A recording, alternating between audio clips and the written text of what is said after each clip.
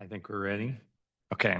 Good morning, everybody. It's 9 o'clock, 9:01 actually on July 16th. And as scheduled, today is our, we think, last day of budget deliberations. Those of you who have been with us each day, thanks for joining in.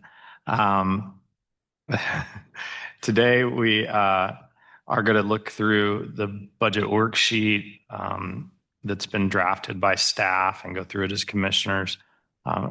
As we don't make any final decisions today, that would happen at a typical business meeting, but we sort of weigh in on the draft today. And then if you'd like to provide public comment, we don't take public comment at these meetings. You're always welcome to email us or give us a phone call, or you're welcome to come this evening at 5:30 for our general business meeting. We do have public comment during that time. With that, I'll turn it over to staff to run us through it. I think Commissioners Brooks going to pull up the consensus worksheet and kind of walk you through sort of where we put certain things and orient everyone to the results. And then I do want to, we have your new items that are added to the behavioral health budget that we can go through. And then I have updated, together we updated that consensus document that we worked through that kind of shows what's in and out so that we can use that for other purposes. I guess before I turn it over to Brooke, Commissioner Kelly, just to add to your comments. So today, my hope is that we wrap up tentatively where we are on the 26 budget. I always like to say tentative because while your primary work will hopefully be paused for a period of time, tonight you will set the revenue neutral rate. And Brooke and I had some conversation about it. I'm just going to pull both of those items off consent. They really should have been on action anyway. That's my bad. And so we're going to put them on action, and because I just think we need to describe some of the things that are happening in that place. And so we'll do that for you. And then we want to double and triple and quadruple check everything. And there's a couple little things that are making us think, oh, we got to dig into that. So that will continue to happen over the next few weeks. July 30th is right now when we are scheduled to have the Consolidated Fire District number 1 budget hearing. And it's like what I would call their budget review. Their R&R hearing will be on the same night as ours is. And that's when you will review your capital improvement program budget detail. I think by tonight, right, Sean, we will have copies of all of the road and bridge projects, and you have the facilities projects here for you to have for CIP. So you should get those tonight at your 5:30 meeting, and then you've got about 2 weeks to review those. That review will be on July 30th, and then August 27th is our budget hearing, will be our hearing for the budget. So I've been saying we're almost done. It's just done to the next level where we continue to work further. And Brooke, go ahead. Thank you, Sarah, and good morning, commissioners. I want to walk commission this morning through the county developed worksheet for setting the budget for next year. So we'll start in the general fund, and I'll walk commissioners through each item that has been included in the general fund. So we have $108,000 here for the increase for monthly salaries for the sync panel attorneys. I know it says 6, we mean sync. Yes, yeah. Yes. And then down here, so this is the commissioners, oops, sorry, I went a little bit too far. This is the commissioners contingency line here. So commissioners, you can see where we've added some additional operational support for LDCFM, some work for the anti-poverty work, and then the $40,000 for eviction resolution. So that all of those values are offset in this negative entry down here because technically this is already included in the proposed operating budget. So we have that offsetting entry. And then I just want to note here, this $150,000 and this $24,000 is not included in that because those offsetting entries are a little bit farther down, which we'll get to here in a moment. But I just want to make sure that we're not including those twice. This offsetting entry here is what is left out of that commissioner contingency. So if you so choose, you can reduce the budget by that amount, or we can take that entry out, and that will increase the mill levy that you see calculated in cell G5, which is this right here. Stop for a minute there, Brooke. 'Cause Yes. I want to make sure we understand. So you removed that from that, and that's how we're at the 40.486. Yes, you've got it. Okay. Yeah. Okay, Brooke, so why is the minus 0.812 not 0.951? Why is that remaining contingency offset not the same as that mill reduction? Yeah, thank you, Commissioner. That's a really great question. And the answer is because we've added some additional mill levy into other areas of the budget that aren't offset inside of that value there. So we've got 103,000 added for information technology. And so really the delta that we have here is all the way down at the bottom. And that is 1,641,501 total net reduction to the general fund. So all of these other values here are included in that. Can I see if I can say it a different way, Commissioner, if that makes some sense? If you go back up to the Commissioner's budget, Brooke. So this is just where we made changes to the funding contingency. That's it. So that 1.6 there is for, if you add up the 1.5, the 100,000, the 40,000, the 150, you get to the 1.6. And then if you zero out the rest of the contingency, but you add in other places you added stuff in, we get back down to 1.6.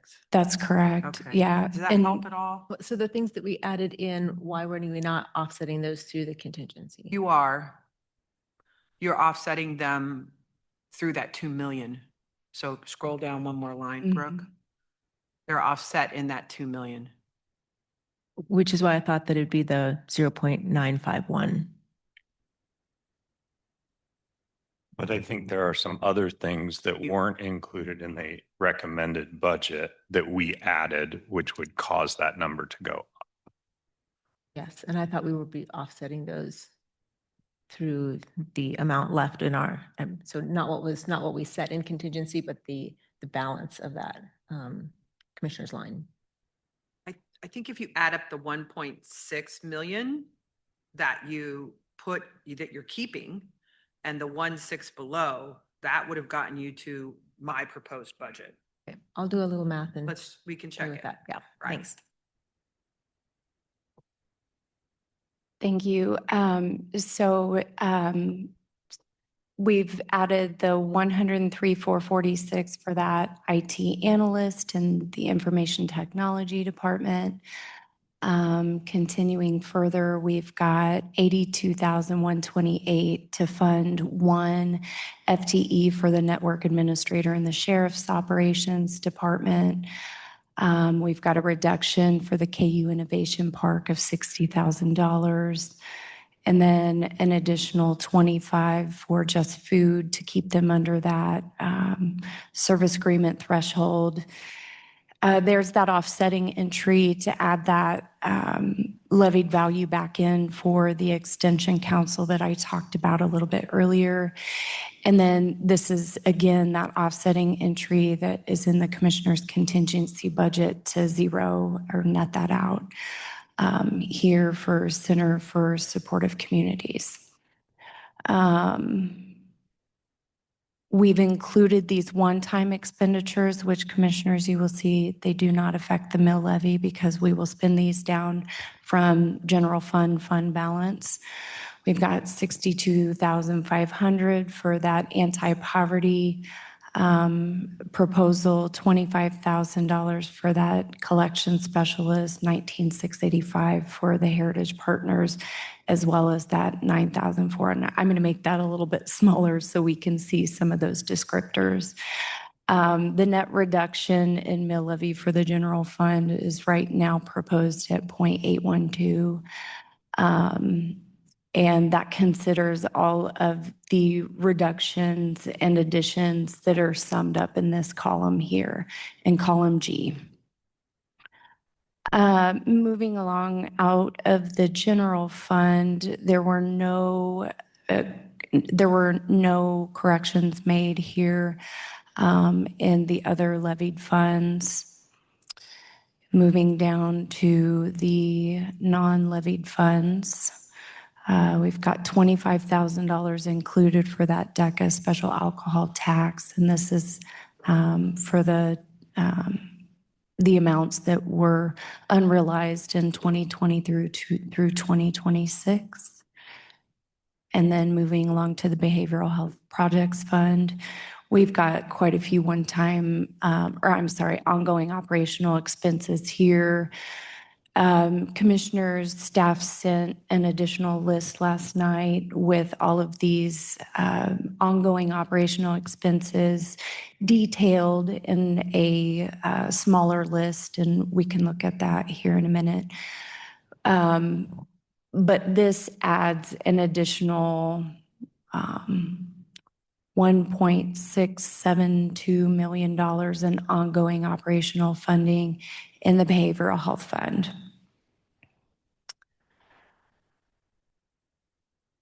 There were some one-time expenses that were also included with this proposed budget, $500,000 for Bert Nash, and then gap funding for this year for funding we won't receive from HUD, the 171,512.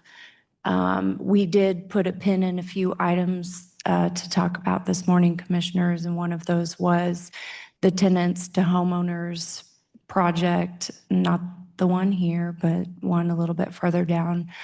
And those are all the one-time expenses that were included. And then finally, that funding for additional TRC operational expenses in 2026 that is expected. So commissioners, this is where we are at currently. And again, as Sarah said, this is proposed, and staff is looking forward to working through the details over the next few weeks. Can I ask a clarifying question? And it's about the final line. Yes. There's the $1 million under Crisis Center operations, and to the side it has, Bert Nash 2026 TRC funding supplement. But we had talked about kind of a We'll broader update discussion. that budget note. Okay. That budget note just hasn't been updated yet. Brooke, did I miss you I'll change it right now. talking about the, I'm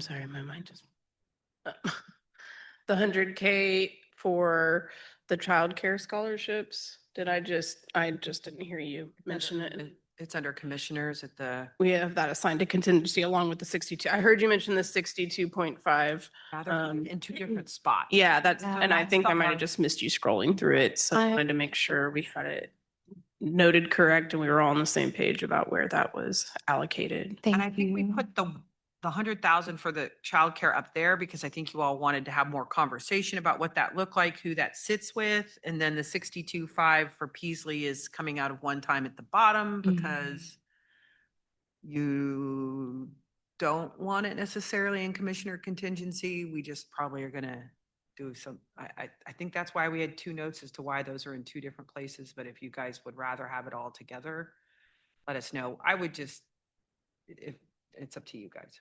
And I did add up, Commissioner Willie, the 1.6 at the bottom plus the 2 million in commissioner contingency. It adds up to my, what was on that funding contingency line in the proposed budget with this new mystery $38,000, 896 that Brooke and I have got to try to chase down. So we're off by $38,000, but we'll figure out where that's at. I figure it out. So the 62.5 under kind of for conversation on, for Peasley and the 100,000 conversation around childcare scholarships, it seems that those maybe ought to be in the same place. I think, aren't they both just, kind of one-time conversation pieces? Yeah, if they're one time,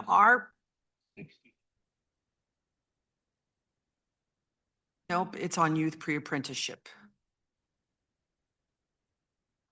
Our preference would be if it's one time for it to come out of cash basis reserve. So what I would prefer then is to move the 100K down. That makes sense to me. I mean, I will say, I don't remember a whole lot of situations where we've had one-time funding that was like contingent one-time funding. And so that's why this, I think, is a little bit confusing, is we wanted to have more conversations before. We can still have conversation. Right. But I don't think it should be to the mill levy. And when it's in the commissioner's budget, it's attached to the mill levy. Yes, so we'll move the 100K here, but then you've got to take it out of your little calculus, the top. Yeah, no problem. You want to do that while we're sitting here? Yeah, absolutely. So, commissioners, I just want to make sure that I understand that it's this $100,000 right here. And then we're going to move that down to the cash basis reserve for one time.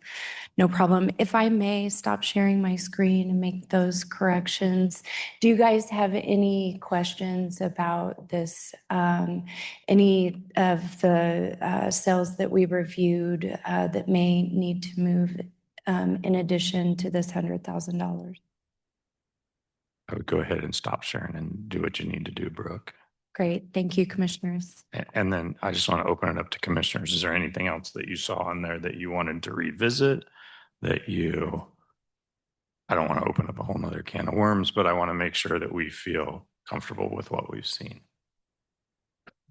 I can certainly throw up the new behavioral health operational expenses and the commissioner consensus worksheet if those are helpful as well, while she's doing them. Yeah, I think another look at the, what's in operating capacity and what's in fund balance against behavioral health. Okay, I don't have the fund balance number for that right now, Commissioner.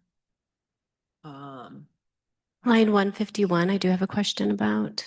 How about we do this? How about we take a short math break here just for a little bit to let Brooke get those put in.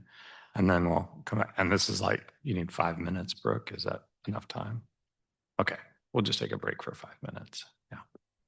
But I won't have. Okay. Do you need a little more time?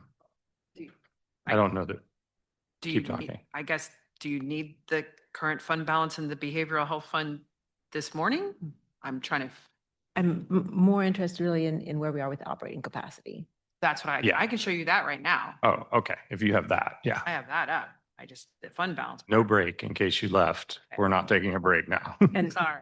And Commissioner Anderson is She having a said, question. still meeting. All right.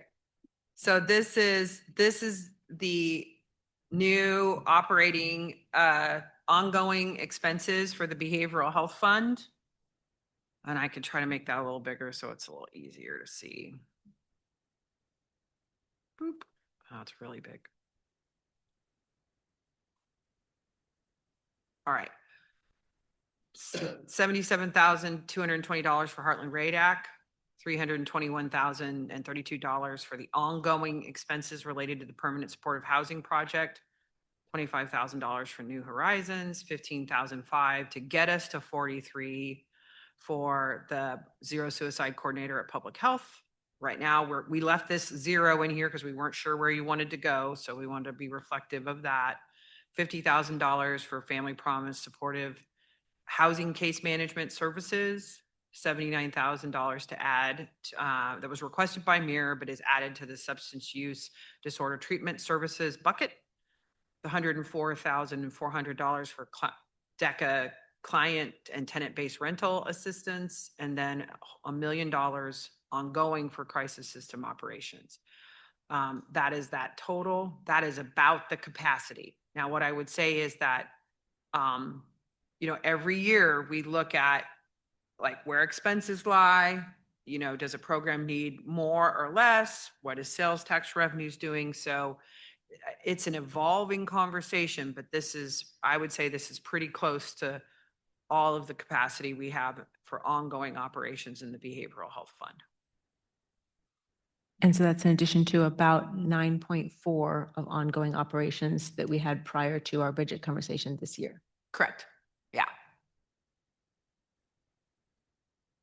Out of behavioral health sales tax. Is that what you're saying? Not out of the general fund. General fund, it's 6. Out of the behavioral health Fund. fund, which also The total, yes. Has sales tax and- has two sources of revenue, Right. the mill levy and sales tax. Yep. Right? Yep.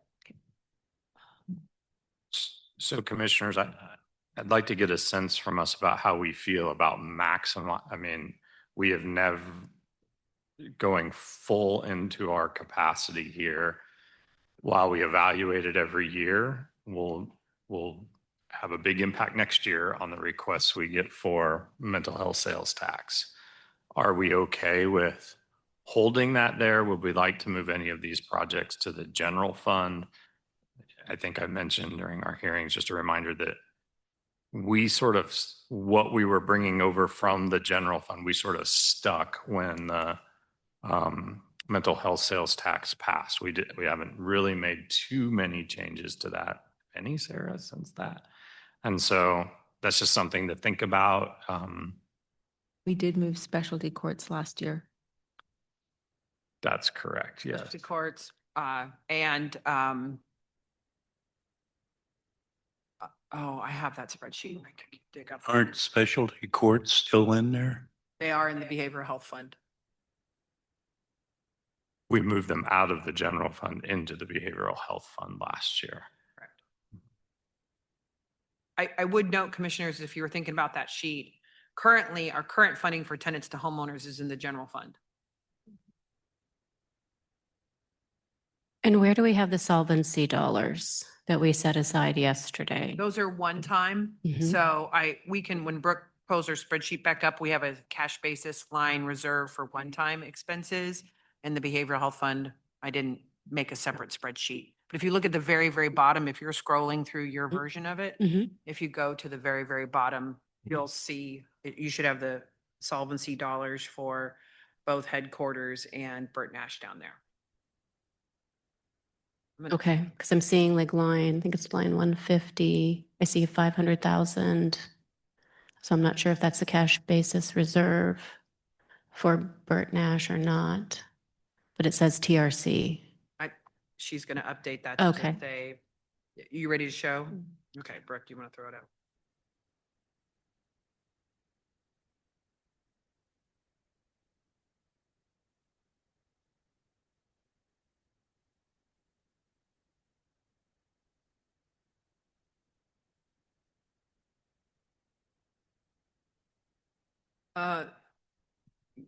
No, it's one-time behavioral health. There we go. All right. So yeah, you've got the 171,512, which was the one-time funding for the permanent supportive housing for this year. So that's not ongoing. We took that out of non-appropriated balance. Oh, above that, she's going to change the note. Can you change the Burt Nash TRC note? Change that to Burt Nash solvency funding in time. So there's your 500,000. The 171,512, the 500,000 for the tenants to homeowners Dirt Works and Peasley project, the 247,000 for Cardinal, and the $300 we'll update that. Yep, right there, Brooke. We'll update that to say headquarters solvency one time. And then the $10,000 for Child Advocacy Center. One time, and we're putting that as one time in behavioral health. So when we use our commissioner's contingency, our partners know that that money is flagged for conversation and is not that we have set it aside for them. When we're using this behavioral health one-time funds or even our own fund balance or our mill levy fund balance from the general fund, have we adequately let our partners know that those dollars are not set aside specifically for them? They are for to satisfy the conversations that we're looking to have on that behalf. So they're not going to be written into a partner agreement unless we turn loose of those funds. Are we signaling that well enough when we're not using the commissioner's contingency line? I mean, to me, you are, because honestly, you can say that about everything in this budget. Nothing's obligate. I mean, you get to change whatever you want to change from here. I mean, in terms of, I don't think community partners should look at any of their funding as theirs until they get a community partner agreement or a service agreement, in my view. So I think we will make clear on the solvency dollars. I think by calling them solvency dollars, it's pretty clear that they're not going to be in their line items. You know, Bert Nash has several line items in that budget. We didn't put the $1 million on their line item. And frankly, headquarters is the same.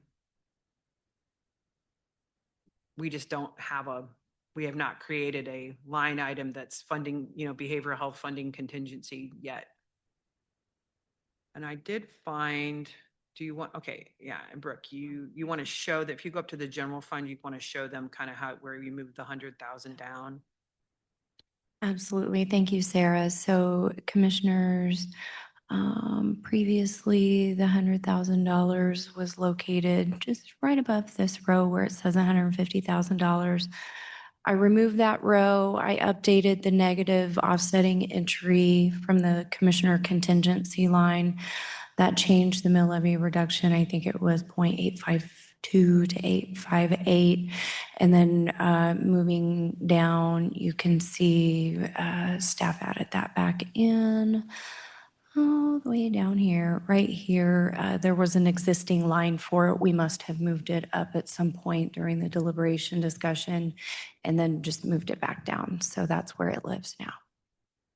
And then Commissioner Anderson, you had a question about line 151, row 151? And that was the one that we actually addressed. It was line 150 actually for the Bert Nash. But my other question is, I think is line 168 for the million. It's not specific to the TRC though, right? Because that list that we just identified. It should say crisis system operations. Okay, thank you. And then if you want to stop sharing, Brooke, I found what we moved to the behavioral health fund in 2025, and I can throw that up for commissioners. This was in your, what? Oh. This was in your budget preview conversation.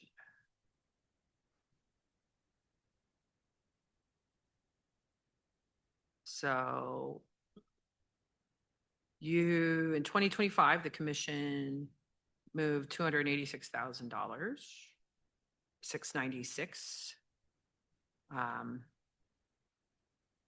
from for the Bert Nash. That is, you know, our contractor for that is Bert Nash. So, and then we moved. They also have some DECA has some money there, so that was $38,455. Drug court, it's all DECA. 212, 267.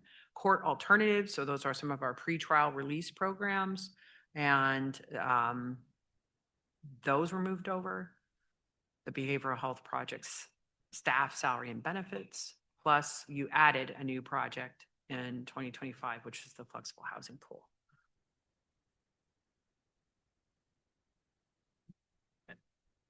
Sarah, this illustrates that there's really nothing that prevents us from moving things from the general fund to the mental health sale, other than the language of the mental health sales tax, or from the mental health sales tax to the general fund. Yeah, and everything that is currently in the behavioral health fund could be done in the general fund.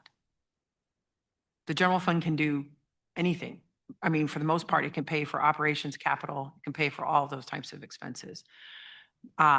Our segregation of the behavioral health fund is frankly, it's artificial. We're not required by state statute to do it. We just have done it to be sort of respectful of that dedicated sales tax. But honestly, you could put it in the general fund as well. And that's really why several years ago, we moved there was mill levy being spent on behavioral health before we got the sales tax. And it was really hard for us as a team. That behavioral health spreadsheet that you have in your book, we used to have to keep that because some things were being paid for in the general fund and some things were in the sales tax. And we were constantly trying to balance where was it. And then we decided it made our life simpler if we just moved the mill levy portion, everything that is appropriate for behavioral health to that fund. So that's where we did the transfer. We can show you, we can walk through that revenue too, if you want to see that. And I know why we did that, and that's, adds clarity for us. I think it's caused some confusion in the community that thinks that the sales tax is responsible for everything that happens within that fund, and that's not the case. And I think this is, I know where Commissioner Kelly's going, I think that's part of, my concern here with where we're at on the mill levy. Commissioners, you have set aside funds for LDCFM operations. Those are really estimates at this point in time. We've got a lot of work to do to figure out where we're going to be with the city. And truly, we're just working on estimates for what Station 6 expansion is going to cost. I can't imagine it will go down from here, is what I'll say. And then I am concerned that in future years, our ability to raise taxes will be further limited. There was a lot of movement at the legislature this year related to potential, constitutional amendments on increases to the mill levies. So, this is a pretty precious commodity that we have here in terms of your current 41.298.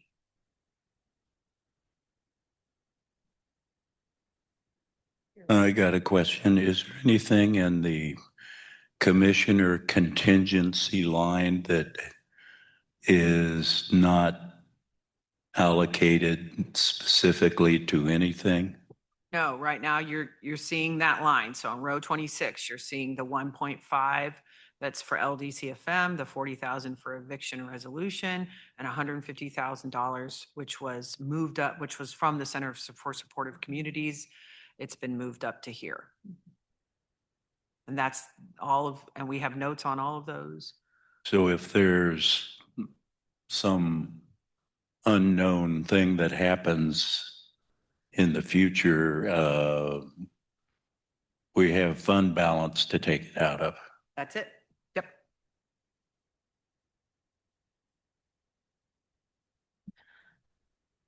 I think I just want to acknowledge that to me that there's two conversations in progress. One is, how do commissioners feel about tapping out the ongoing capacity for the behavioral health sales tax fund? So I'd like to get a handle on just sort of like perspectives about that. And then depending on those perspectives, figure out if we're going to move anything. And then the other question is, what are commissioners' perspectives about or goals around the mill levy and whether or not to keep it flat or change it? So I don't know which one is the best to take up first, but I just want to acknowledge that, Commissioner Kelly sort of posed the question about how commissioners feel about all of that, if there's anything to move from the behavioral health ongoing list that we've developed so far. And then we sort of went around it and talked about a bunch of other things. So maybe we should just sit there for a minute, and it seems like maybe the simpler question. Maybe. Can we take up either of those? I wanted to take up the behavioral health capacity. Is that okay? I don't love it that it's maxed out when we don't know what's going on with our crisis center budget. I know we've set aside funds for that. Will that be sufficient? I think that's kind of top number one need within that the operating portion of that fund is to ensure that that crisis center is adequately funded and doing what it needs to do. And I think there's just a lot of unknowns still around that. So I could foresee either now or in the future having to move other things around to make room for that really important piece. Where do we stand on the 18, 15, or 13 million in the mental health accumulated account? That's a calculus I haven't done yet. I can try to do it for tonight if you really want it for tonight, but I've not gone back and looked at what. Well, I the guess my balance point is that there is some money in there that could be used for one-time. Correct. It could be used for adjustments. one-time adjustments. But it's not ongoing.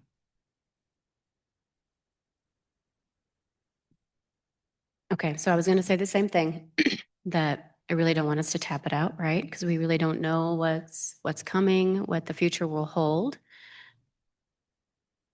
And I would say more than anything, I think we do need to anticipate that the future is going to hold more cuts and we're going to see more hardship related to mental health and a need to really support our community as we see more unemployment coming down and more uninsured population within our community.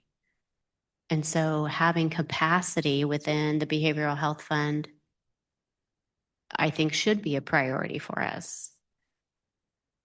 And my other question that I was going to ask related to what Sarah was stating was around, because Sarah, you were saying that you think there's going to be more restrictions coming from the state as to what we can or cannot do.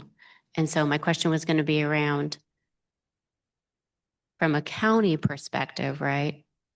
What can we do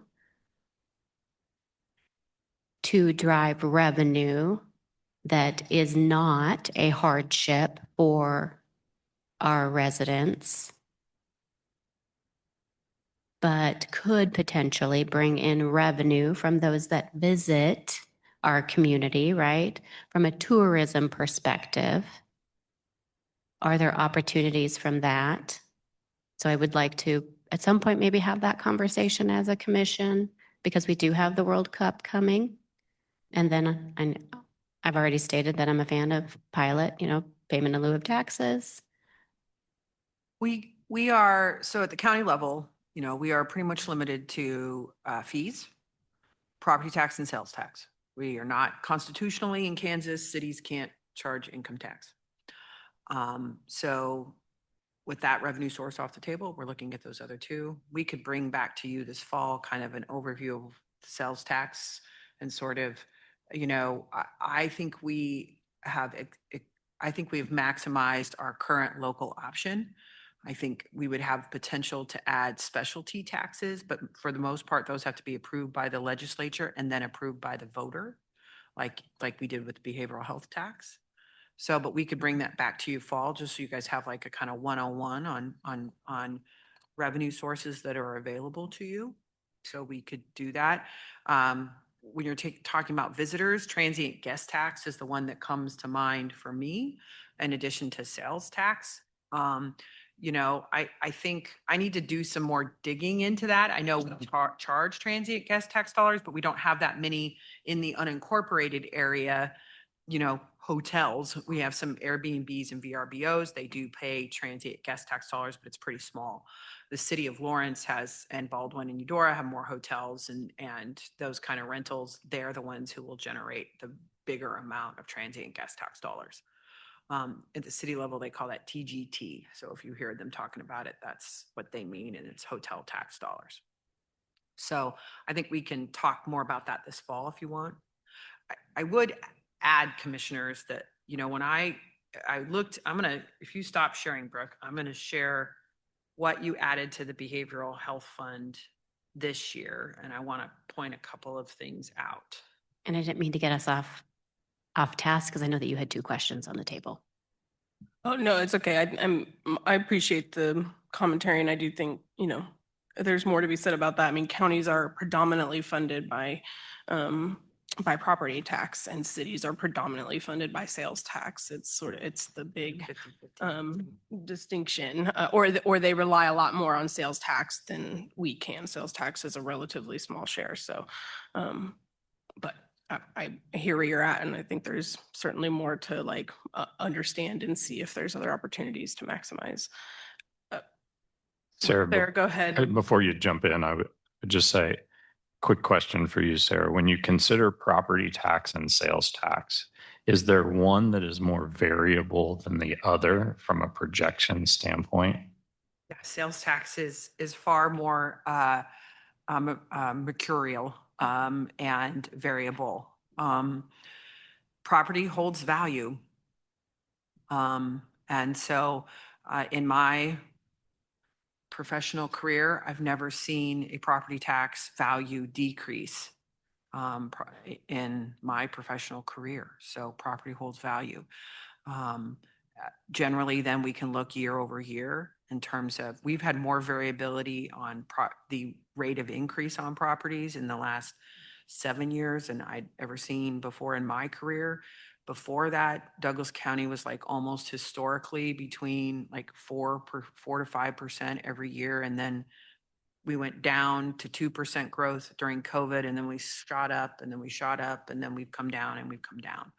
So that's a strange thing for us. So yeah, property tax is pretty stable, all things considered. Commissioner Anderson, one thing I want us to keep thinking about is when you talk about ways that we can generate revenue that don't impact the individual taxpayer in the same way, we have to look at a broader, tax base. So that's where I think our engagement with our economic development partners is so important. And we want to see results there because it gives us for those commercial and industrial buildings, they're paying a much higher tax rate than the individual taxpayer is. And so if we can increase that size, it helps us do two things. One, if there's more services that our community needs, and they've articulated that, that gives us the room to do it. And two, it lessens the burden on that individual homeowner when it comes to property tax. So that's the one I think that and why I think the county really needs to have a role in economic development. I absolutely agree. And as I continue to hear that maybe the state, right, is going to limit or cap certain opportunities for counties, then I'm hoping that maybe they will then open up other opportunities for counties. But if they're not, right, let's look at what our opportunities are now before that limitation is maybe, or that cap is actually put on us so that we can potentially create opportunities for our county before our hands are tied. That's all that I'm thinking of. One of the ideas floating around in the legislature is a cap at 3% on value increases on property. Yeah, and that's part of my concern. If that cap were to come into place, our hands are really tied in a lot of ways, So commissioners, I would say, I put this up here. This is, if you're trying to think about the balance between the general fund and the behavioral health fund and where you want things to be, this is the easiest place to start because none of this is firm in either place. What I would say is currently the Lawrence Douglas County Housing Authority New Horizons program is in the general fund. So, it'd make my life a lot easier if that $25,000 moved to the general fund, because then it's all getting paid for out of one place, not two. Public health, most of public health funding is in the general fund. We spend in 2026, I'm estimating that our public health budget will be $933,915. So, but the small amount, that 27,000 was already on zero suicide, that's in the behavioral health fund. We could move that whole amount. So in addition to this 15.5, you could move 43,000 out and put it into the general fund and consolidate it with public health. Tenants to homeowners is currently being paid for out of the general fund. So if you added to that, I'd recommend we keep it together in the general. If, if you're trying to worry about that balance, it would also then make some sense because Family Promise will be doing similar activities. That 50,000 could move back to live in the general. Can you with highlight those on the screen as you're talking about it? Are you able to do that? The highlight, Okay. this is this is a PDF, so. Never mind then. I don't know if I can. So, I can share the screen, do it on Excel. well, let me kind of do this. Do those two. I think it's these four right now. And then honestly, you debated a bunch on the permanent supportive housing HUD grant. So right, the line above it, that 321,000, you debated if you wanted to leave that in the general fund or the behavioral health sales tax. So those I feel like could easily go either place. So I'm going to try to re-highlight this. And then Brooke, can you run me a total on those? Yeah. I would say the Heartland RADAC, the Mirror client, DECA client, and the crisis system. Mirror and Heartland are already paid for out of the behavioral health sales tax. So is DECA. I'd rather leave them there if I could. I would argue the zero suicide fits in the behavioral health fund more. These all fit. That's the thing is these all fit both places. It's just a question of how, right now we're talking about how you want to manage your capacity. Like, where do you want to keep your flexibility? Commissioner Dorsey, did you have more? Sorry, I can't see your light and I totally rely on that to know if somebody's ready to talk. Well, that helps me a lot. It affirms a few things and then adds a bit more information. So I had questions about, I thought that we were funding New Horizon out of general fund. You just confirmed that. So that was an incongruity that I flagged. And then I hadn't really thought about the public health, but that makes sense that obviously everything else we fund about them is in the general fund. So I hadn't really thought about the bifurcation. So to me, I would be supportive of moving both of those things. They're relatively small amounts, but it opens up some capacity. And then the Family Promise thought I had was that mostly because they're under that $80,000 threshold, we didn't really talk about or unpack that they would be a community partner agreement, which under the behavioral health fund is everybody on a service agreement at this point, or there's still some that are kind of under that threshold? No, we've never looked at it by what fund they live in. Fair enough. We've always just looked at the dollar amount, but you're Okay. right. Everybody in the behavioral health fund is on a service agreement. So that was one I flagged Family Promise and the Housing Authority, thinking that those could probably move to general fund. I hadn't thought about the health department for the zero suicide, but that makes enough sense to me. And then the other thing I wanted to flag for commissioners was that discussion that we were having about the HUD replacement dollars. Obviously, that's the biggest number here. And, I'm interested in I wonder if it makes sense to treat both those amounts, the delta of 2025 that we identified, the 171 and this 321 as one-time allocated dollars in our commissioner contingency was sort of where my head was at, and move it out of this, which would free up a lot of capacity. And I personally think, based on my basic math last night, that we have plenty of room in the commissioner contingency for that.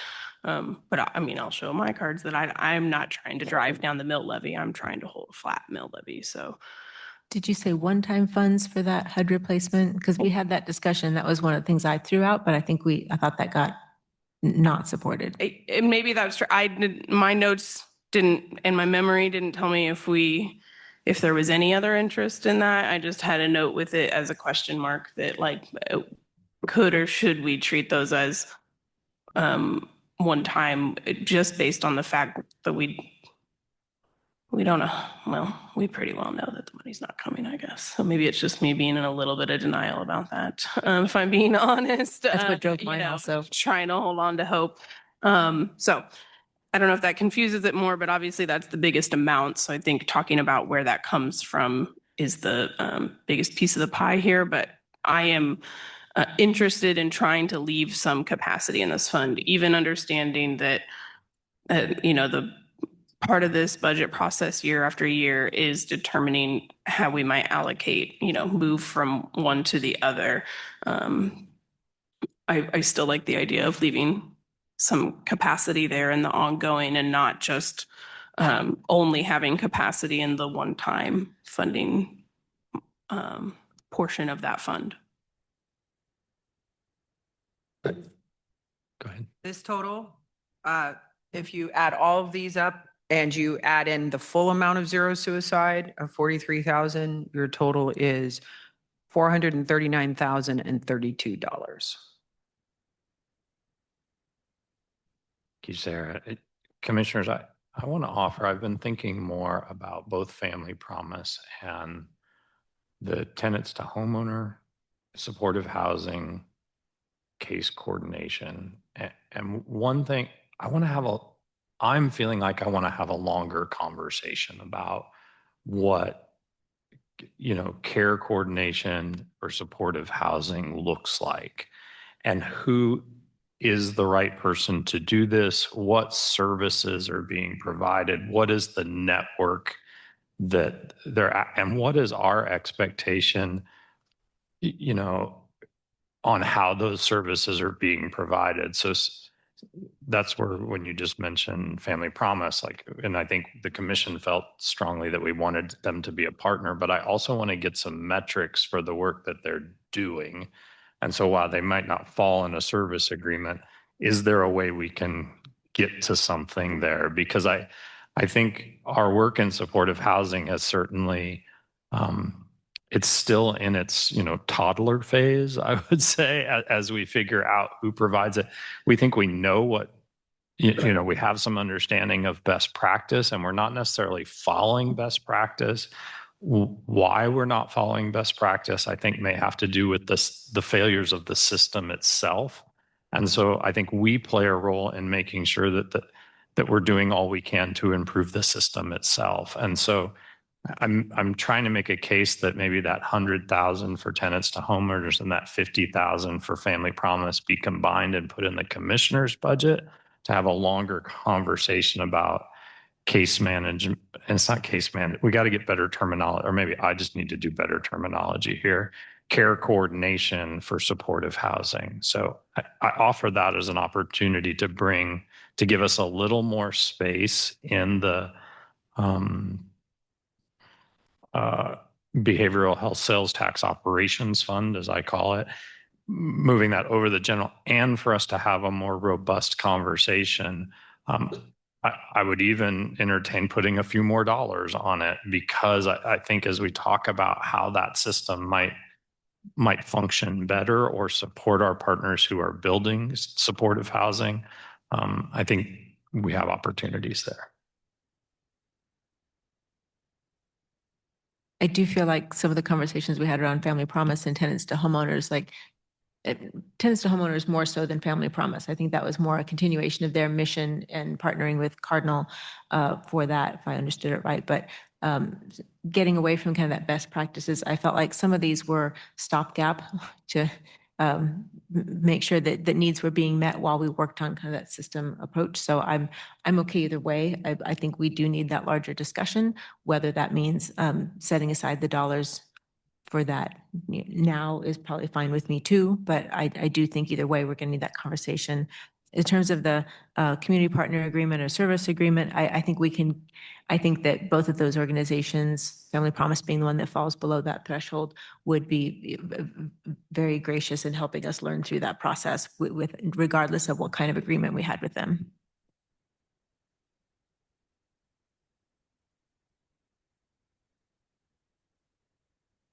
Something, Commissioner Anderson, I was going to try to get us some consensus. So if you want to weigh in. Yeah, sure. So I would be in favor of us moving towards coordination sooner than later versus funding a stopgap with potentially not getting to the outcomes that we would really want moving into 2026 and then waiting another year and standing up systems that really maybe are not going to get us to where we really want to be. So if we could potentially put the dollars into the contingency fund and maybe fund it with a little bit more cushion to support the partners in developing a system that's actually going to support the population that they're serving, then I think we're actually going to create a better impact for our community, and we're going to be able to utilize our tax dollars and show the impact to our community in a more equitable way, but at the same time, those that are actually using the dollars, Family Promise and tenants to homeowners, I'm making an assumption that they might also see the benefit to the dollars and to the actual collaboration, either with staff and or with the commission as well.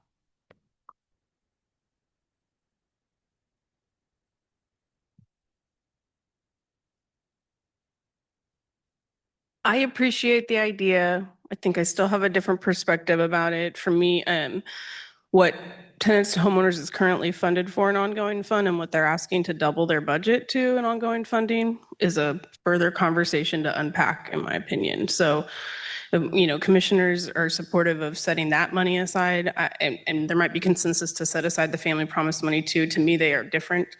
The Family Promise request was much more clear to me, and case management services are more clearly understood and defined, and they are different than what care coordination is called. Also, tenants to homeowners and Family Promise are not the only two partners in this space. There are multiple partners who provide various degrees of care coordination. There's intensive care coordination at Heartland Radac, which is a significant thing that the county's invested in. And I think that could be a more appropriate place potentially for the care coordination funds that are being requested in front of us. There's the Willow provides supportive housing services and direct case management and advocacy services to some individuals in supportive housing.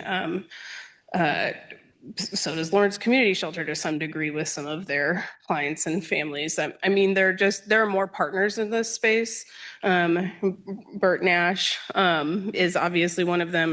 There's a lot more in this space. So I personally, I would advocate that we fund Family Promise as they requested, bring them on as a new partner in this space, and they can still be a part of the larger conversations I think that this commission is interested in having and talking about sort of a recentering of ourselves on how it's going now and who kind of all the partners and players are, what the different sort of definitions or approaches or levels of acuity or intensity might be involved in those different partners' versions of that. But we fund it in different places, and these are just two new requests in front of us. So we're talking about them a little bit in a vacuum to me. So I'm not supportive of moving the Family Promise money. I would like to just fund them as requested and still invite them to be a part of those conversations. I still do not support the funding of the for tenants to homeowners, but I can appreciate that it's an opportunity to, as a placeholder in our contingency, to have a larger conversation and figure out where those funds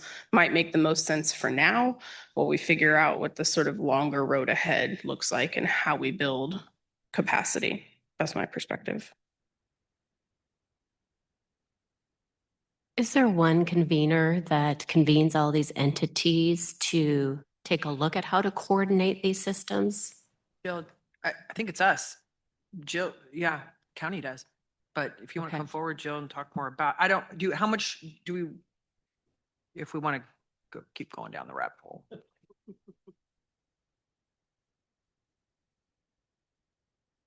One of the strategies in the supportive housing part section of a place for everyone is to develop a supportive housing case management program.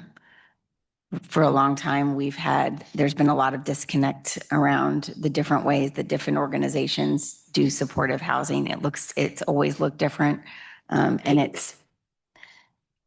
that work it continues to be a work in progress. We laid what we thought was a really solid foundation through a needs assessment that was done, a second needs assessment, kind of a system map or a system scan of how the different ways of supportive housing were being provided. Corporation for Supportive Housing did that in April of 2023, I think. I'm happy to recirculate that with folks. And that kind of helped us know who was doing what, how. And then that built support for the two-day training session that Corporation for Supportive Housing did on supportive housing case management best practices. We had great participation in that. And I think and there was a lot of momentum and shared agreement around continuing that work, having the ongoing training. I think that there's challenges with turnover in organizations, dynamics of really big partner organizations. And the biggest one, a place for everyone, our priority population at the top of the list is folks that are experiencing chronic homelessness. And those are more often than not folks that also have severe and persistent mental illness diagnosis and substance use disorder. So Burt Nash is one of the primary partners that we need there. And I think just the challenges that they've had have made it difficult, but also just, again, the turnover and the resources available at all the agencies. It's a continued work in progress, but we've got work going on in terms of getting our group back together that was meeting. We haven't met since February, and we just need to get back together. Oh, sorry. So I am supportive of Commissioner Reed's suggestion to go ahead and fund Family Promise, and it looks like maybe that's out of the general fund, and to put in contingency the 100,000 for tenants to homeowners and in the commissioner's contingency. I think that's a good conversation. Okay. Commissioners, I'd like to see if we have I've been adding up sort of some of the things Sarah has been, and I'd like to see if we have consensus on moving these items to the general fund.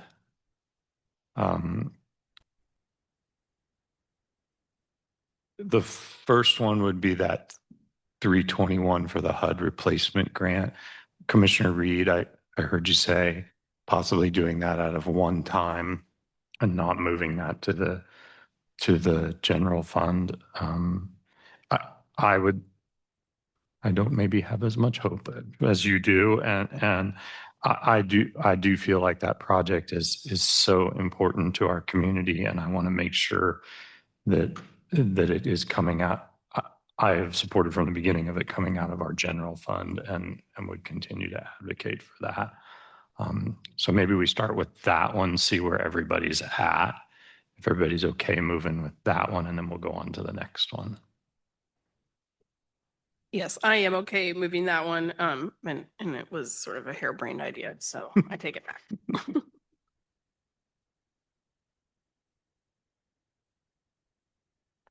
So Yeah. I learned very early on that silence does not mean consent. So I just love to make sure everybody's okay with that one. I'm okay with that. Okay. Yeah. Okay. So Brooke and Sarah, if we could move that to general. The next one that I'd like to talk about is the New Horizons. We currently take that out of the general fund if we're going to expand it. Sarah was recommending that we take that out of the general fund as well. That's an easy one for me. Any other concerns about that we'd move that 25,000? Okay, I'm seeing it looks like we're all good on that one. So Sarah, if you move that 25,000 over.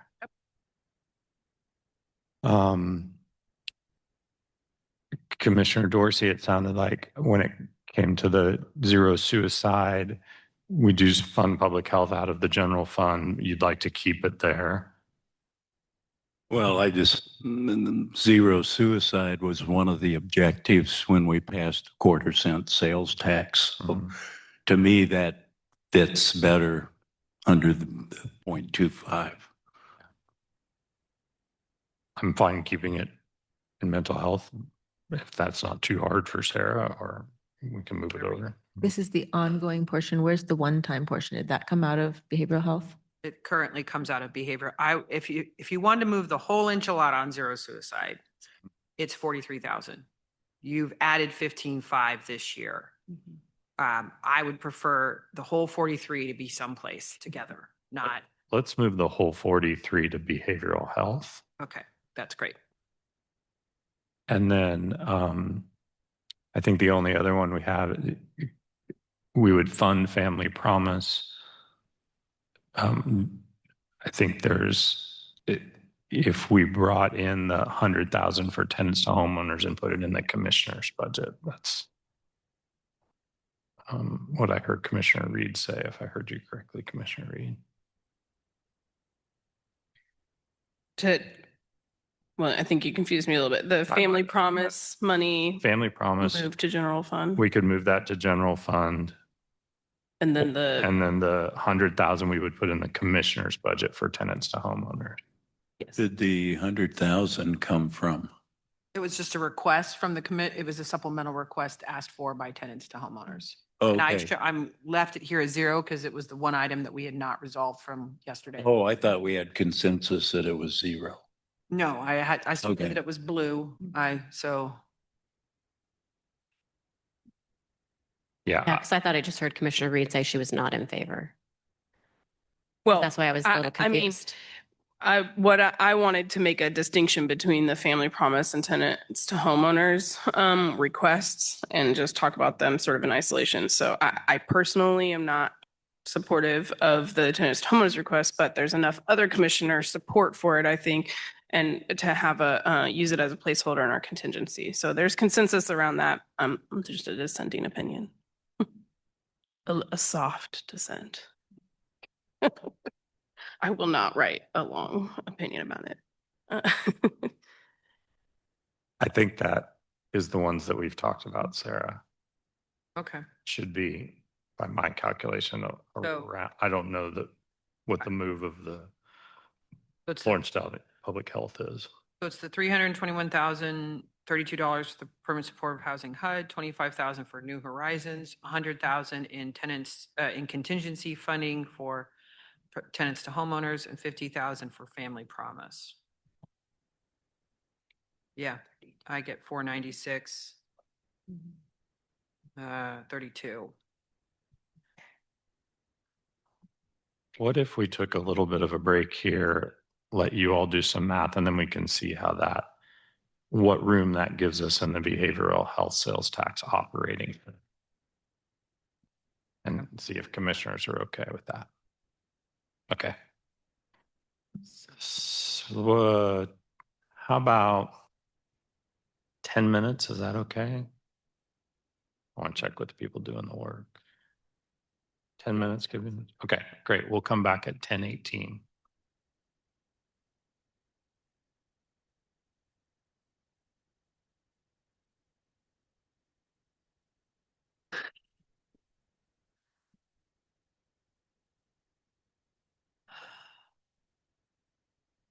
I'm going to check in with Brooke to see how we're doing. Do you have a spreadsheet to show us?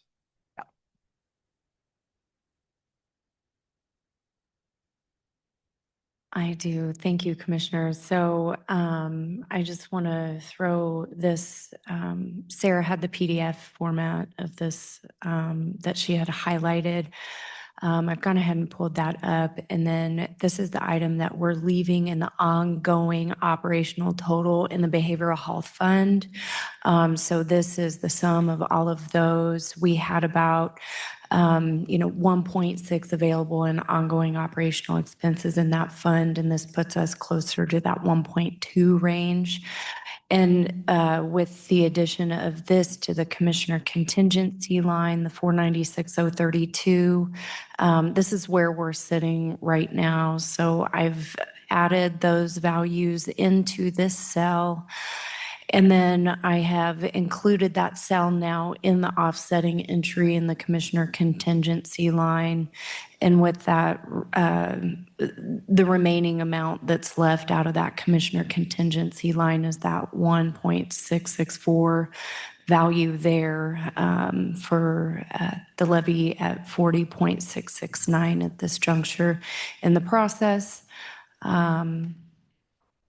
That's where we're sitting now. And I'd be happy to walk commissioners through any parts of this section or answer any questions.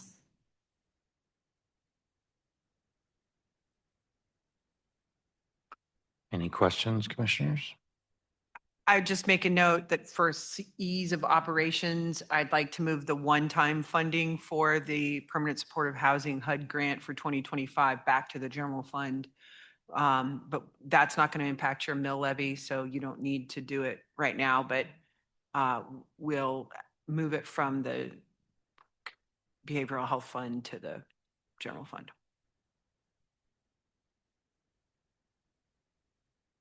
What's that? 171.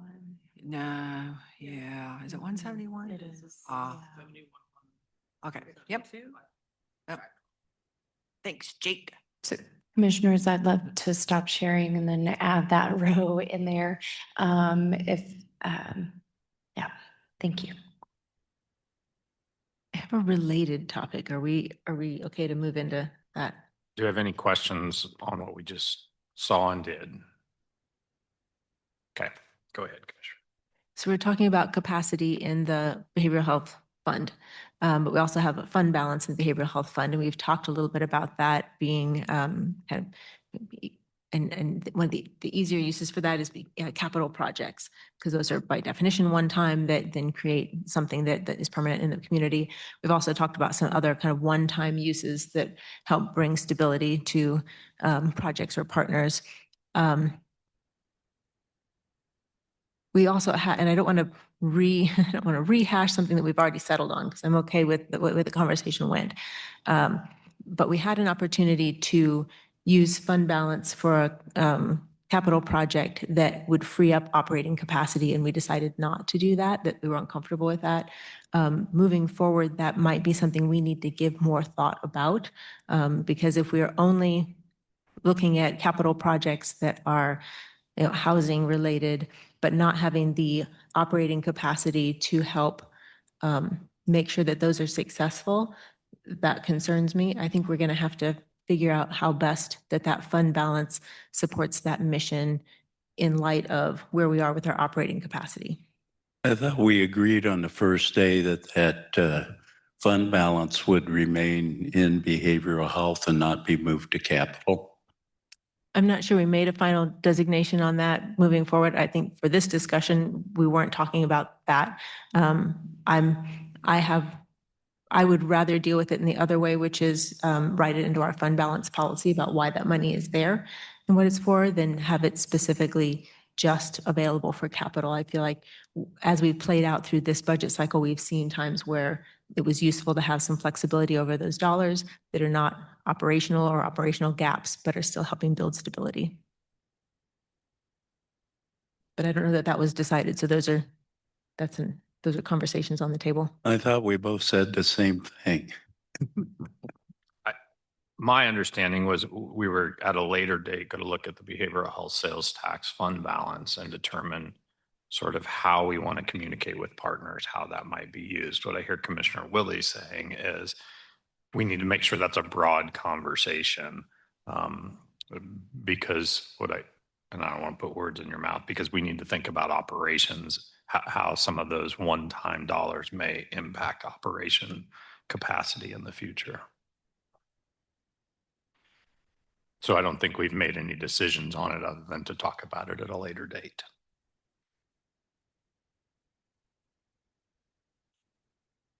If we were to move funds into the capital projects from behavioral health into capital projects based on that fund balance, that would be an action item that would come to the commission. So not something that would be done just across the table, right? And I'd say, I think there's some ways, if you want to keep the balance in the fund, I think there are some ways through like object codes, we could segregate the funds out budgetarily a little better that might show you kind of what you're looking for. So, and Brooke and I were kind of just talking about that right before we started here. So, I'd kind of thought about like, we have a funding contingency line in the commissioner's budget. We could add a funding contingency line in behavioral health. You could add a capital projects reserve line or something like, so there's some ways that we could do that to segregate it that might tell partners a little more. But I do think it's about communicating with them what our expectations are for the use of those funds. And then it's not, it's just when it gets reported in the paper that it's this giant balance, that's not really the full story. And I can't control what's put in the paper. Yeah. Well, and even it gets communicated in the public that we are only paying for capital projects through behavioral health. And we have 9.4 that we just added 1.62 annually that are operating project capacity.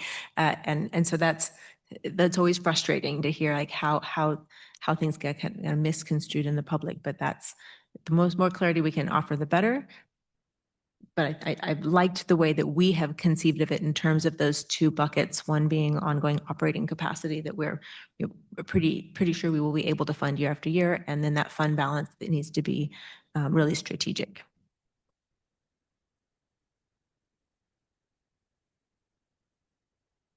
Okay, commissioners, we have a mill levy rate that staff can put together.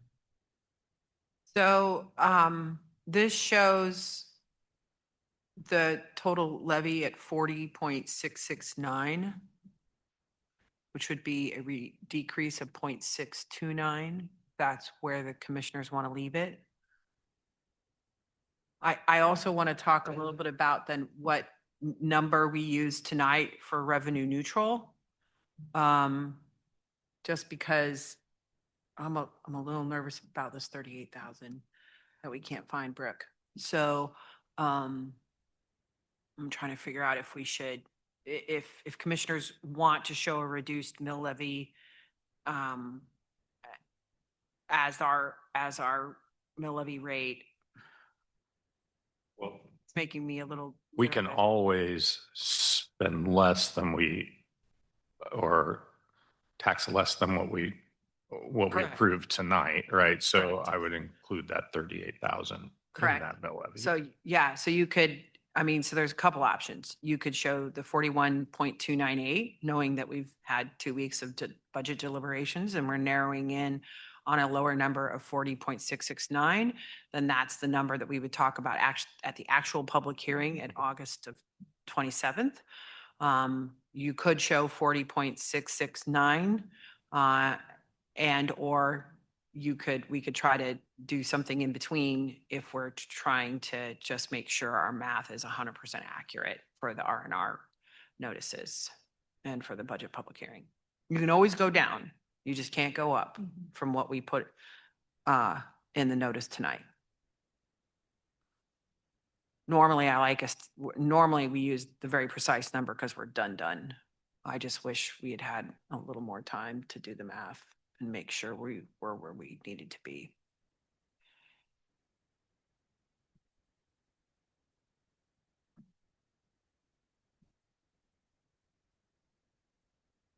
The 38,000, is that a plus or a minus? We're not sure yet. Yeah. And we really think, I think Brooke and I think it's that we adjusted something in 2025 and we think it's in fund balance. So we that's what our guess is right now. We both have recollections of doing something at the last minute. I think it's. Surely we could find 38,000 in our fund balance. We certainly could. Right. We certainly could. Yeah. So you could, if you want to take if you want to commit to the 40.018. So it's like if you want to commit to the 40.669, we'll make it work. I just want, and it's important to note one of the things that Brooke's going to talk about tonight.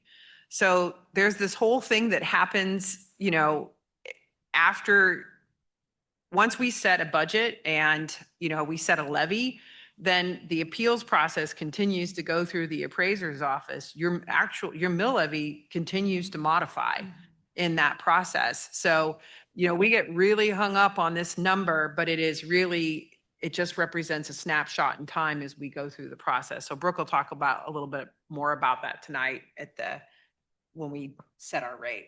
When was the last time everybody spent their full budget? I don't know a time that everybody spent their full budget, because that's not what we want. I mean, and I would say that, you know, it's part of the philosophy that I inherited this from Craig Weinog, is that if you treat budgets like a use it or lose it scenario, then they spend it all.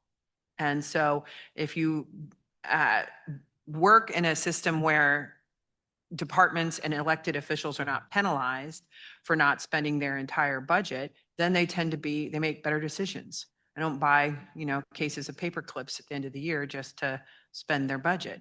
So, you know, traditionally previous, you know, we always ended the year to a positive budget. Oftentimes it was solely on reduced expenditures, not on revenues.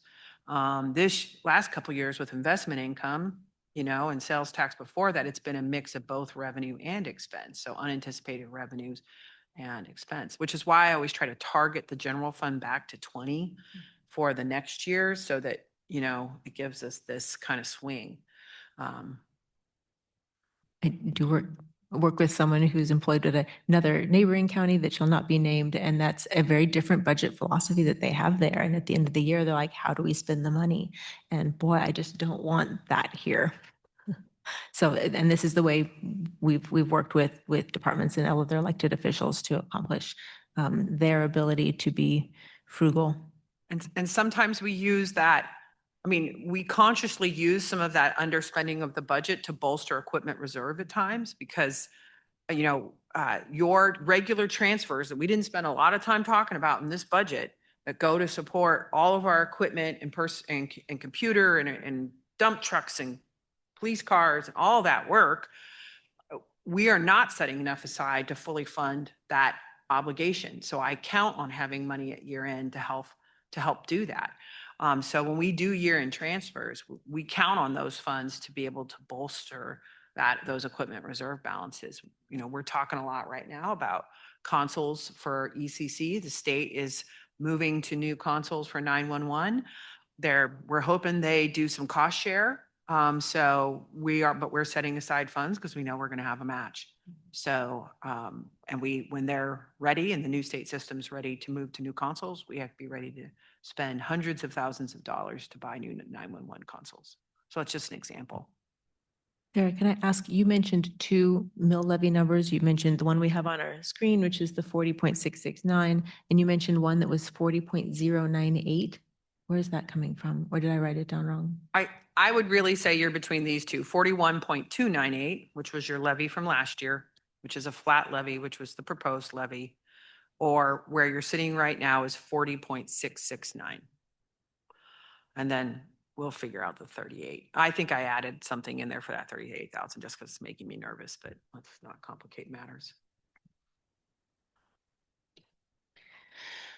So commissioners, I just want to, we're talking around and about mill levy a little bit. I just want to be really direct in what my thought process and approach this budget year was. Part of me wishes maybe we started our conversations with this, but that's okay.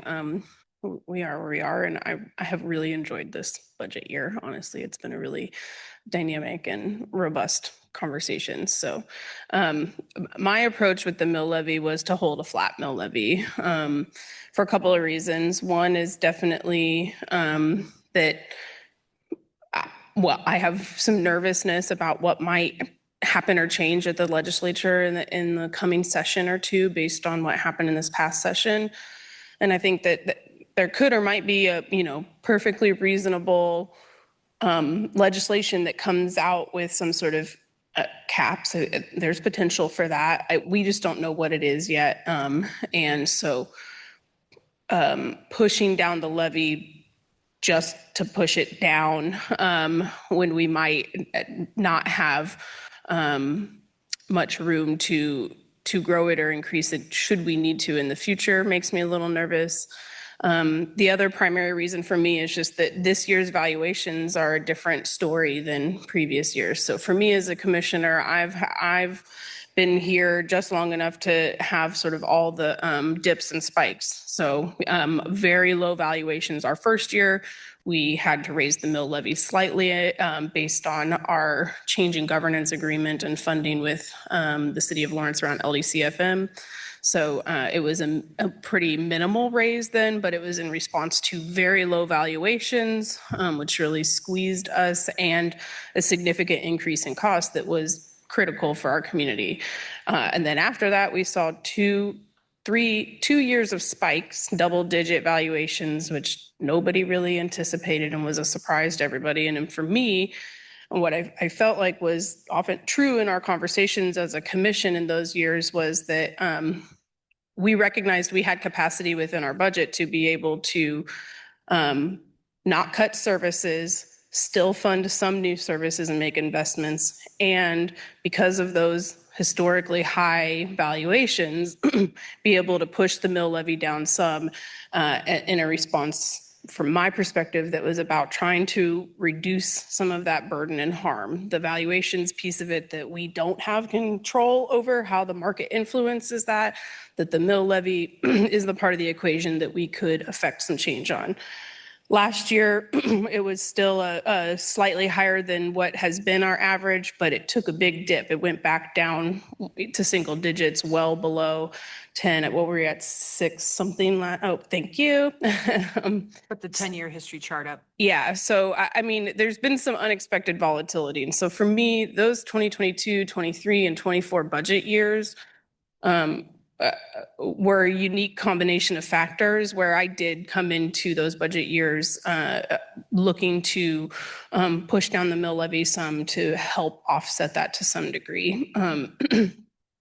Also knowing that we just didn't have, we thought it was going to continue to go down this year, but we weren't sure. And it has, it's getting back to what might be an average. We'll see what next year comes. But to me, I felt like a flat mill levy was really reasonable. It allows us to not have to cut any services. We were able to still add a lot of requests. And so in my personal worksheet, I just offset the amount in the commissioner's contingency to for all of the things that I had wanted to fund, and then left the money in the contingency line instead of using it to push down the mill levy further.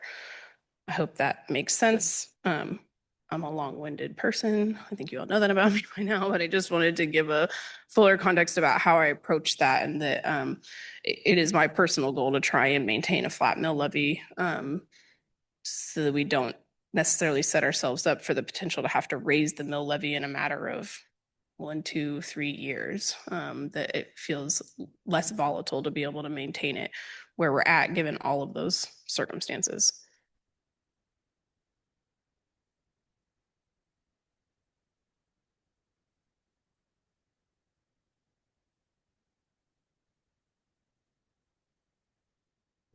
The expansion of Station 6 is still kind of in my head. I think we've captured some of that, or earmarked some of our capacity towards that already now. And I feel confident in that because we know that that's an expense that's coming, and also because the need is already existing.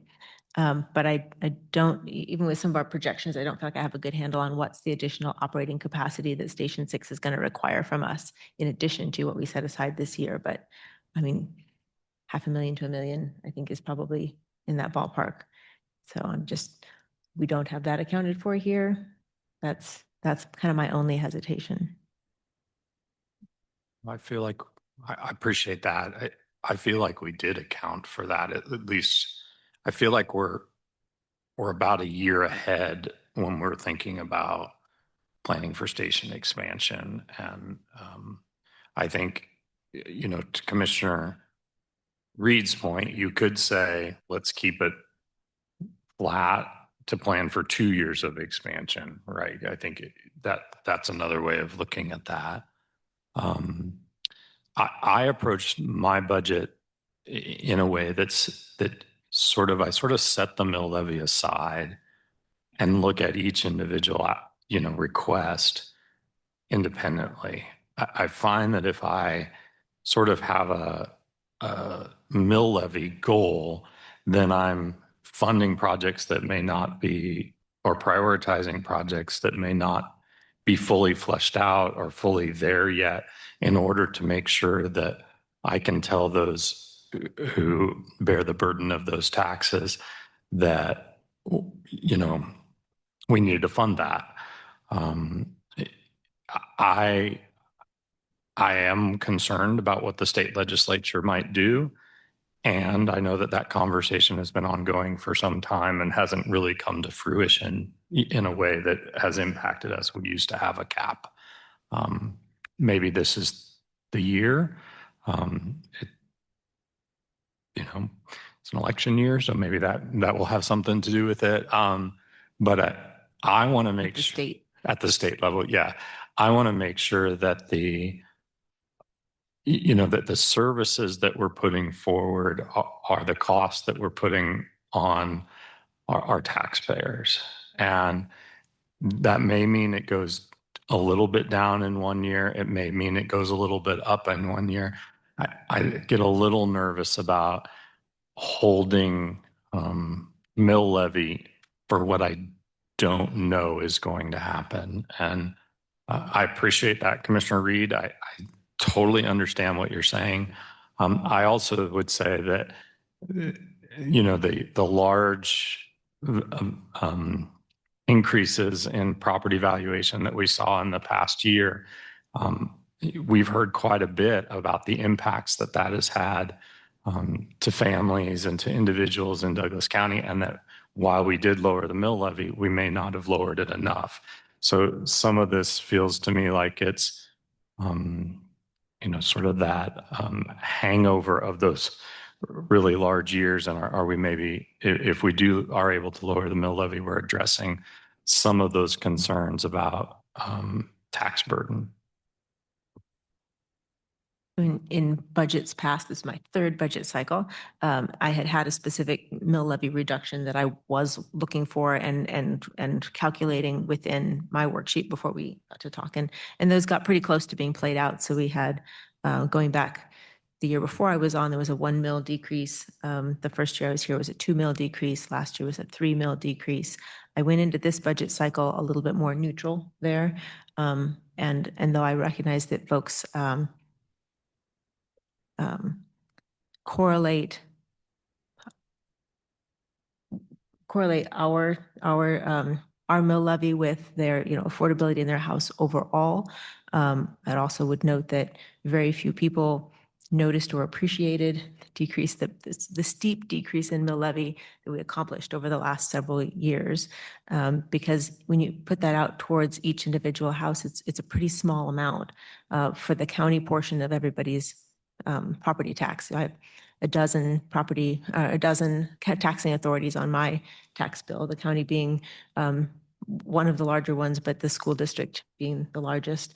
Like I said, there's a dozen different taxing authorities on my bill. People tend to, because they're writing one check to the county, put all of that on us. So even last year when we had a steep cut in our mill levy and our other taxing authorities in Douglas County did not, we still bore the brunt of that.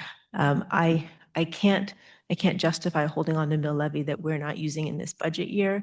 The only part that sticks with that would be if we feel like there's something coming with LDCFM that's going to really strap us. And I think getting that Medic 6 funded here helps alleviate a lot of that with me. So I would be probably looking at that negative 6.29 mils reduction. I just want to caution commissioners. I really wish I had more time to make sure my math was right. I'm very nervous about putting a number on this spreadsheet and holding us to it for a mill levy reduction. I mean, normally we've got a little more time. And You talking about you want it until tonight when we talk, or you Uh, want us to come up with a number that you feel more comfortable working under? a number I feel more comfortable where I guess I would rather us publish a rate of a flat levy and then come down to the number we can live with at the hearing. And you are not giving me a lot of time to make sure our spreadsheets are right in terms of if we want to hold to that 40.669. It's making me nervous. Sarah, what's the difference in total revenue if we publish a flat mill levy versus what we have currently on our spreadsheet? If I did it right, it's 1.362457, so 1.36 million. Yeah, but I'm not saying we would levy that. I'm Right. just saying that we would tell the taxpayers we might go that high. We might go to a flat levy. I know the commissioners want to be under. I just really wish, this is the disadvantage of being so precise so early. City chose not to do it that way. They kind of just sort of set a ceiling and then live under it. You feel better about that, Brooke, now? If we were setting and we can be recess and give more math time, I don't know if that's even enough. If we were setting a ceiling, I don't think I'd be at the ceiling of the current mill levy. I think I'd still be like a half mil reduction because I think we'd be able to live under that if we're getting close here. What do others think? Or is that give you at all comfort level, Sarah? I did not go into this budget process with an idea that the mill levy would be lower, just simply because this is like a learning year for me and just not knowing how this whole process would actually lower the mill levy. And so going into the budget process, I took each request on its own merit and completed the worksheet. Now, as I completed the worksheet, as you heard me and, going through my justification, I added to the worksheet and I reduced the worksheet as well, depending on each request. As I went through that process, the worksheet that I turned in ended up with a reduced mill levy. Now, that was not, I didn't go in with that actual intent. Being that we do have dollars left over in that fund or in the mill levy, I'm not opposed to turning in a reduced mill levy, being that we have accounted for what we believe is a justified budget for LDCFM. And we have contingencies put aside for our behavioral health partners. And we believe we have a recommended budget for all the partners that have submitted requests and that we would like to fund at this point. So at this point, as long as the math is correct, I would be good with the mill levy as it stands. I would say the only thing that I'm still kind of thinking about is I'm not sure how the budget process for CFD1 actually plays out and how that budget actually fits into this budget worksheet and if we've actually accounted for those dollars. This worksheet doesn't include anything with CFD1. Yep, it'll be a separate process. Whole separate budget. Okay, all right. It's almost like it's like a mini duplicatory process that we just do in a much more consolidated meeting because so we are the taxing authority for them and a separate board, but they have their own mill levy that's totally separate and apart from this. Okay, so that's not something that I would need to, okay, all right. And I would say, Brooke and I feel pretty good about it. She feels better than I do. We're at 40.669 and we feel pretty good about it. I just want you all to know if if we find something after I put you on notice that I would, it, there might be, we're still working on this piece. So yeah, I mean, I think any relief that we can actually give to our residents could be beneficial. We know that many individuals have been laid off, have been unemployed. And even just a little, I mean, Commissioner Reed, I absolutely understand you, and we don't know what's coming down the pipe, right? But I think any relief that we can give to individuals that are aging in place, that have lost a job, that are attempting to figure out how they're going to pay their mortgage, or landlords attempting to figure out how they're going to pay, right? So that people can stay in their rental, stay in their homes, even if it's just a small bit, right? Because we do know that the majority of what we do see on our tax bills are other entities, and we as a county cannot control that. But what we can control, if we can give them a little bit of relief, because we do have a little bit of space in that budget, then I'm not sure why we would hold on to it.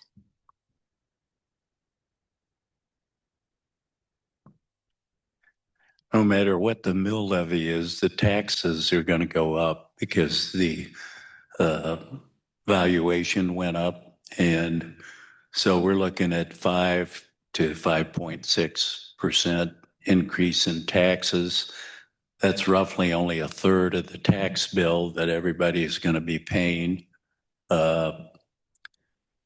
If you're over 65 and you're living on a fixed income, maybe you're going to get a 3% raise to pay a 5% increase on a third of your tax bill. So I'm in favor of the lower tax levy or the lower mill levy.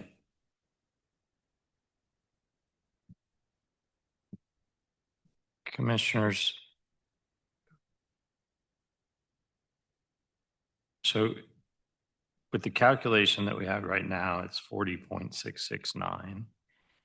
If we did 40.750, that would give us a little room for errors. And still would provide, we can still go lower than that, but at least it gives us a little room for error. It, as it doesn't give us a whole lot of room if LDCFM negotiations go a way that we're not planning, but it does give us a little room. The other thing I would say is we do have fund balance for a reason. It isn't only for capital projects. It may also, we haven't really hit heavy our fund balance other than, for the Law and Public Safety Center and the JLE, which we planned for, but we haven't really used it in an emergency situation before. I would argue that Commissioner Reed's example, we may have to tap into if certain legislation came through, we may have to tap into fund balance for a year to really avoid huge impacts. So just checking to see, would we feel comfortable with 40.750? I'd like to get staff's input on that.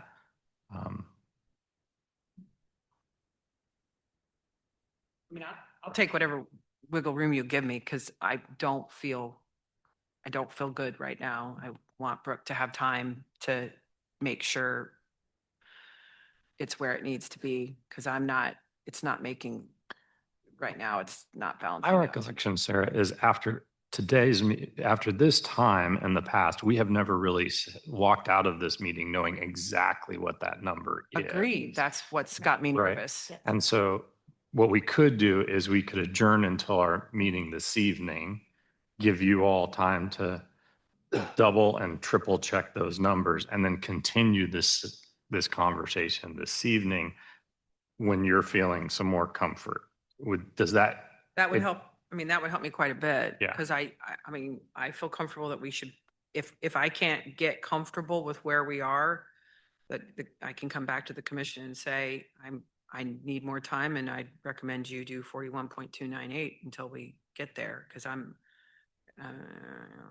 Okay. I'm not comfortable with it right now. Normally we have a little more time.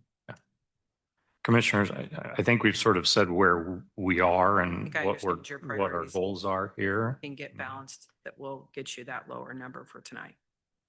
And I'm sensing like if commissioners come back and there's a window we need, that we would be open to hearing what that window is. Okay. Right. That's helpful for me. I really appreciate commissioners, your indulgence. It's just normally we have a little more time with this spreadsheet before we're setting a levy rate. And it's probably just the way things fell with the holiday. We may need to move up hearings if we're going to try to get done in the future with everything by July 20th. Yeah, I think previously we started before the 4th of July, then had to take Right. a break for the Yeah. 4th of July and come back afterwards, and that got awkward. So we pushed it later for good reasons, but if it's stressing this conversation, then we may have to look at that for future. Okay. That, commissioners, is there anything else? All right. We'll meet back here, same location at 5:30 this evening. Thank you very much to staff. I know that the staff's been coming to many of these meetings. Thanks to Jake and Sarah and Brooke and Katie and Jill and Sean, and Bob was here earlier, and all the staff, because this is a ton of work. I don't know that every member of the public understands or maybe wants to understand the level of work that goes into putting these budget documents together so that commissioners can make good decisions. So grateful for all your work. Thank you very much. Thank you, commissioners, for your work. I agree with Commissioner Reed. This was a really healthy discussion. I was a little concerned if we were going to have enough time, as we've added 5 commissioners, and Commissioner Anderson and Commissioner Dorsey, thank you. Thank you for working through this process. It's really, I'm very proud of this process and that we have all these conversations in public and talk them through. So thank you for that. And with that, we are adjourned until 5:30.